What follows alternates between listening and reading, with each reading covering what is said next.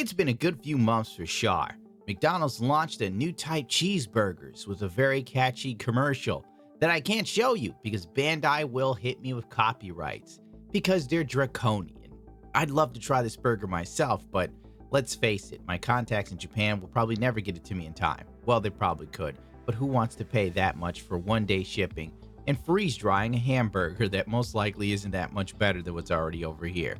Megahouse has launched another overpriced piece of plastic depending on where you buy. That's why I order from Japan, but then I still have to pay shipping, so am I really winning? The famous Bazooka headshot on Cecilia Zabi. There's a whole history here that I'm not going to get into because this video will be lucky if it gets 3K views. Thanks YouTube for recommending my channel. I've come to the conclusion that Gundam Guys and Gundam Girls generation, this entire line is about making everyone as sexy as possible. Because I've seen the original Gundam enough times to remember that Char was thin. He was built like Napoleon Dynamite in the original Gundam anime. So now Char's kind of ripped. Look at him. Look at those legs, mama. Char has never skipped leg day and it shows. The painting and sculpting for this figure is pretty nice. It's on point for the helmet version of Char.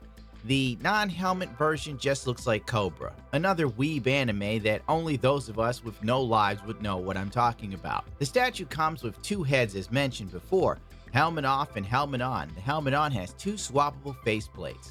Shield on, shield off. There isn't much to say, because it's just a statue. I mean, I admit it's a must-have for any Char fan or a Gundam enthusiast. In general, the base itself is better than the standards fare that you get from the Gundam Guys and Gundam Girls generation. This is a step up. Not as good as Hero Yui, but hey, I can live with it. It's solid as a rock overall, and it's a wonderful addition to your female repellent shrine. I mean glass case. The jetpack effects are a bit exaggerated, but necessary to give the figure a suspended in air look.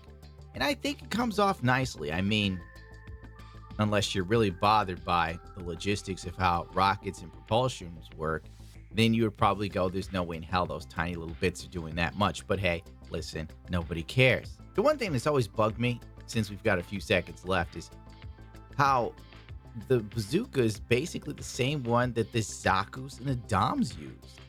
You're telling me they just upscaled a normal bazooka for a mobile suit to use? But then again, this is old original Gundam. I don't think they really put that much thought into how these things worked. Overall, I give this figure a 5 out of 5. Great painting, great sculpting, pretty good look. The helmet off kind of sucks, so I should take away points from that, but nobody's really going to bother with that. It's a glorified statue. Not really, it's like a lower level statue. It only really retains value if you leave it sealed in the box. If you take it out and display it, that hurts the value. And frankly, these things are starting to get as expensive as like a sideshow statue that actually generates value. So I don't know what's going on here anymore.